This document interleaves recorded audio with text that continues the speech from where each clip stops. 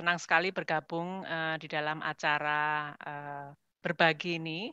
Terima kasih Amineh Fulbright telah mengundang saya. Berikut sedikit sharing pengalaman selama menjadi Fulbright Visiting Scholar di University of Iowa. Ya, Fulbright ternyata cukup fleksibel. Jadi ketika pada saat itu saya melakukan kontak per telepon dengan Fulbright IIE ya, kantor yang ada di US, dan saya bilang bahwa ini institusinya ada 2 gitu. Dan ternyata itu boleh. Jadi yang pertama saya berangkat menuju ke sebuah foundation, yaitu Foundation for Advancement of International Medical Education and Research. Foundation ini didirikan oleh Board of American ECGME, itu adalah komite dari ujian nasionalnya di Amerika, dan kemudian mereka menyelenggarakan course, dan saya mengikuti course tersebut. Jadi kemudian diperbolehkan oleh Fulbright, saya berangkat ke sini dahulu. Jadi selama 6 minggu pertama itu saya mengikuti course yang ada di Famer. Course-nya sendiri dibiayai oleh institusi tempat saya bekerja. Lanjut. Ya. Dan kemudian setelah itu baru saya melakukan benchmarking ke University of Iowa, tepatnya di Department of Family Medicine. Nah, mungkin Bapak Ibu pernah mendengar ya cerita dari dokter keluarga atau mungkin dokter layanan primer ya, atau spesialis kedokteran keluarga layanan primer yang saat ini menjadi kontroversi gitu. Nah, ini kebetulan pada tahun 2010 itu seorang Fulbright visiting professor itu hadir di UGM. Beliau namanya adalah Prof. Mark Alan Graeber. Nanti setelah ini juga ada foto beliau. Jadi berkat beliaulah kemudian kami mengenal apa sih dokter keluarga itu gitu, yang ternyata sangat diperlukan di masyarakat Indonesia dan seluruh dunia, di mana dokter keluarga itu fungsinya akan membantu pasien baik dalam keadaan sehat maupun sakit, dan mereka akan berkolaborasi dengan tenaga kesehatan di layanan primer, sekunder maupun tersier. Jadi sebenarnya luar biasa fungsi dari dokter keluarga, dan saat ini mungkin baru atau hanya Indonesia yang belum memiliki spesialisasi kedokteran keluarga. Ya, ini adalah sertifikat ketika kita menyelesaikan program, dan ini ada statement kalau tidak salah di sini bahwa you are a Fulbrighter for life gitu, dan itu merupakan kebanggaan bahwa tidak hanya 6 bulan ketika kita mengikuti program ini, tetapi seterusnya bagaimana kemudian memberikan impact pada masyarakat itu memang sangat penting. Ya, mengapa saya melamar Fulbright Visiting Scholar? Yang pertama adalah karena saya kenal, alasannya waktu itu karena saya mengenal Fulbright Visiting Professor dari US, dan hubungan kami sangat dekat hingga hari ini. Beliau adalah seorang mentor yang baik dan juga merupakan adjunct profesor di UGM, dan kerjasama ini terus berlanjut. Nah, itu sebenarnya alasan saya kemudian saya ingin tahu kalau di Amerika gimana sih gitu.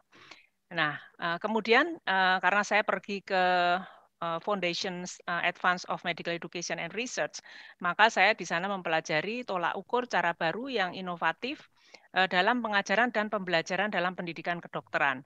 Di antaranya di sana itu ada penyelenggara USMLE atau ujian nasionalnya di US, dan itu ternyata terdiri dari beberapa tahap, dan itu kemudian yang kita pelajari dan akan kita terapkan di Indonesia. Kemudian di University of Iowa, saya belajar tentang spesialisasi kedokteran keluarga, dan juga sekarang kita ada beberapa prodi, kalau tidak salah ada 17 dari Fakultas Kedokteran yang siap membuka prodi spesialis kedokteran keluarga di Indonesia.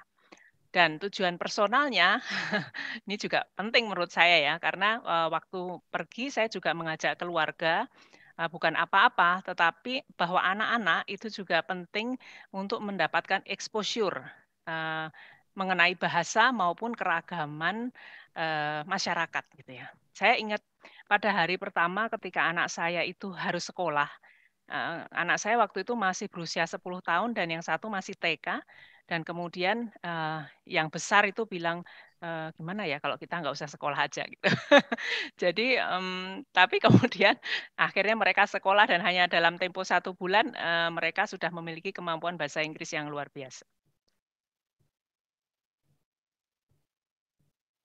Ya, perubahan yang telah dicapai melalui pengalaman Fulbright, yang pertama adalah informasi tentang sistem kesehatan nasional di US, bagaimana peran dokter keluarga, bagaimana sistem, jaminan kesehatan nasional, bagaimana sistem kesehatan nasional di sana, kemudian, mengenai, pelatihan ya atau training residen, spesialis in family medicine itu sendiri, itu baru sehingga saya harus mempelajari betul, yang terutama sangat, berarti bagi saya adalah hubungan antara konsultan dan residen ya, atau hubungan antara guru dengan murid itu ternyata sangat dekat. Jadi sehari-hari seorang residen atau koas tidak mungkin dia praktek sendiri atau berlatih sendiri, konsultan selalu ada di sampingnya. Jadi itu yang meskipun mereka juga menerapkan ujian nasional ya, tetapi bahwa sehari-hari itu pembimbingan klinik itu sangat luar biasa dan itu saya lihat juga tidak hanya terjadi di satu center yang ada di Iowa, tetapi saya juga sempat, di Famer itu adalah di Philadelphia, jadi saya sempat mengunjungi, eee, Thomas Jefferson University dan juga Drexel, dan itu sistemnya sama. Dan juga saya sempat berkunjung ke Rochester, di Mayo Clinic yang terkenal sekali itu, dan itu sistem pembimbingannya seperti itu. Ini yang, membuat, saya terenyuh ya, bahwa, seharusnya memang seorang guru itu, mendampingi muridnya, sehari-hari dan tidak hanya menunggu ketika dia diuji pada akhir pendidikannya.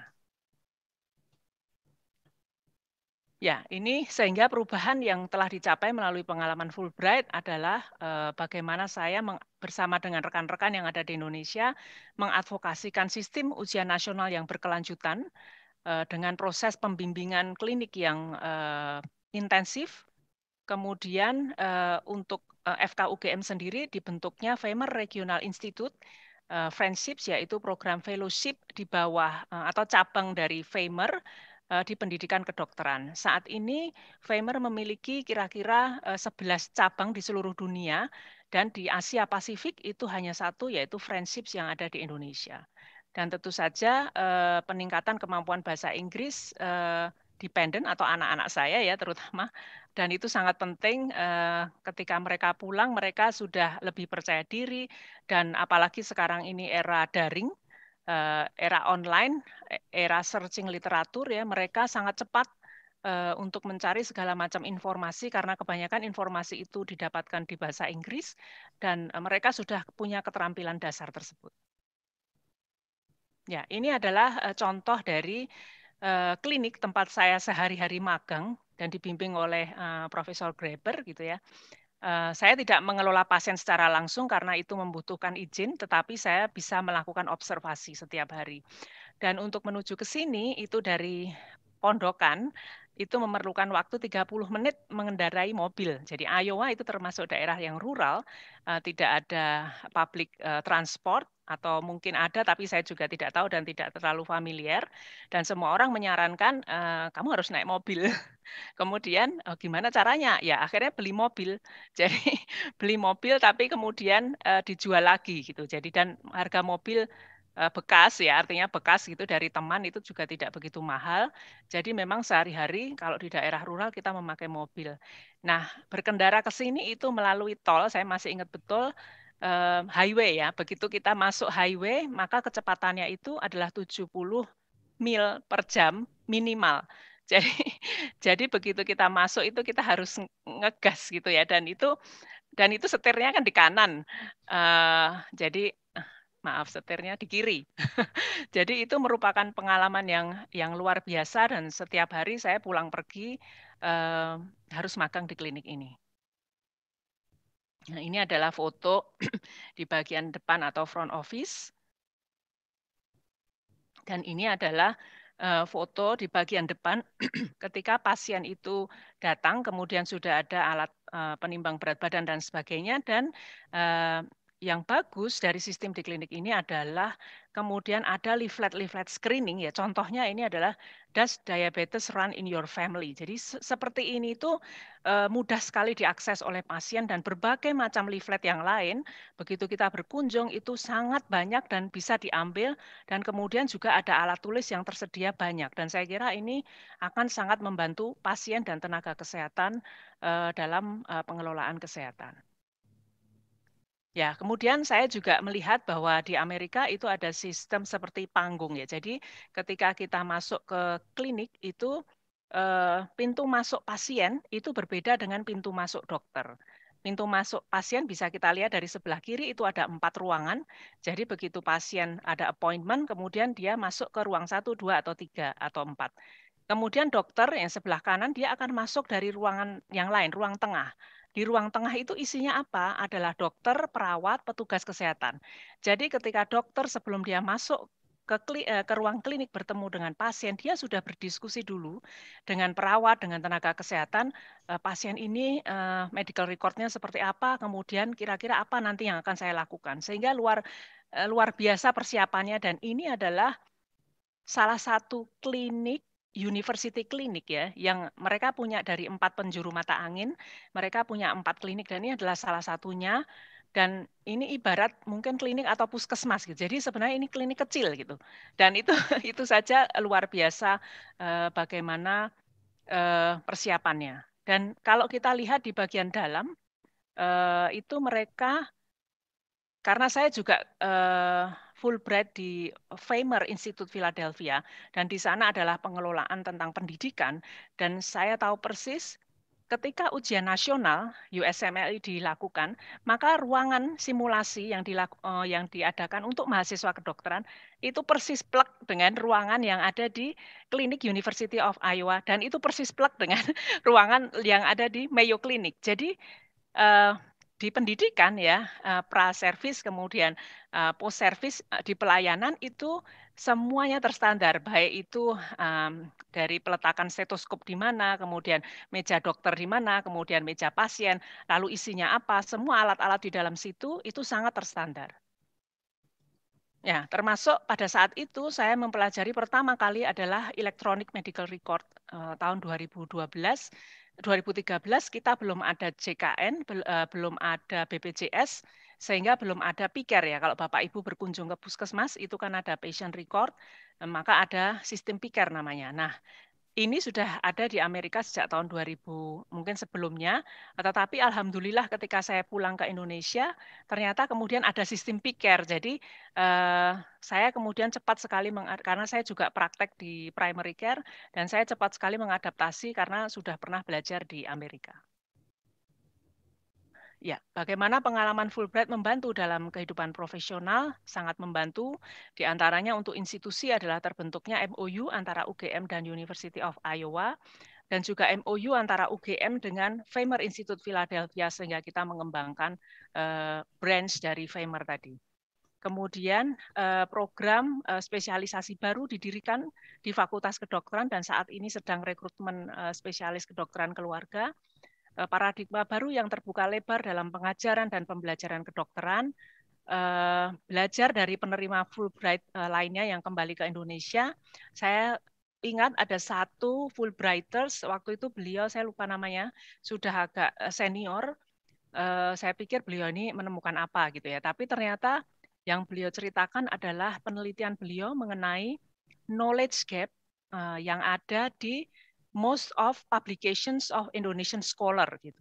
Nah, itu sangat luar biasa menurut saya. Jadi menurut saya seluruh Fulbrighters itu sangat luar biasa temuannya gitu ya. Jadi yang berimpak luas bagi masyarakat. Kemudian implementasi Tridharma tentu saja dengan cara yang tidak terbayangkan dari sebelumnya. Ya, ini adalah pencapaian berkat jejaring Fulbright, di mana kami mendirikan cabang dari Faymer Institute Philadelphia, dan ini namanya adalah Faymer Regional Institute of Indonesia for Educational Development, and leadership atau friendship. Jadi saya sendiri ketuanya, kemudian ada rekan saya Dr. Yuyu Suhoyo, dan ini adalah list dari cabang dari FAMER yang ada di seluruh dunia. Ya, kemudian untuk ilmu kedokteran keluarga banyak sekali, di antaranya adalah kita kemudian membentuk sebuah jurnal review of primary care practice and education, kemudian juga membuat buku yang berisi prinsip dan refleksi kedokteran keluarga di layanan primer ini bersama dokter-dokter puskesmas di DIY. Kemudian kumpulan soal dan ulasan dari Profesor Mark Alan Graeber itu kita terjemahkan ke dalam bahasa Indonesia, dan ini ada 3 edisi, ada 3 buku. Ya, ini adalah beliau yang ada di tengah ini, yang pakai janggut ya, bersama 2 rekannya, dan itu hampir setiap tahun berkunjung ke Indonesia untuk melatih langsung dokter-dokter puskesmas yang ada di Indonesia. Dan beliau ini sangat rindu kembali ke Indonesia karena sudah 2 tahun pandemi. Mudah-mudahan kita bisa segera bertemu. Ya, 3 tips utama untuk mendaftar Fulbright Visiting Scholar tentu saja adalah kemampuan bahasa Inggris, dan meskipun tadi disebutkan bahwa tidak perlu mengkontak langsung supervisor yang ada di sana, tetapi hubungan baik itu saya kira juga perlu, dan semangat untuk terus berkembang. Ya, terima kasih. Saya menyampaikan ucapan selamat seandainya Bapak Ibu nanti berkesempatan untuk mengikuti program ini. Semoga mendapatkan manfaat yang sebesar-besarnya. Ini adalah beberapa foto Mas Anies Baswedan, itu kalau nggak salah juga Gubernur DKI ya, juga Fulbrighter. Kemudian saya sempat bertemu Bu Pia Alisyahbana dan Maya Sutoro, adik dari Presiden Obama. Dan yang sebelah kanan ini adalah anak-anak ketika mereka berkesempatan untuk sekolah di Amerika selama setengah tahun. Terima kasih, selamat sore.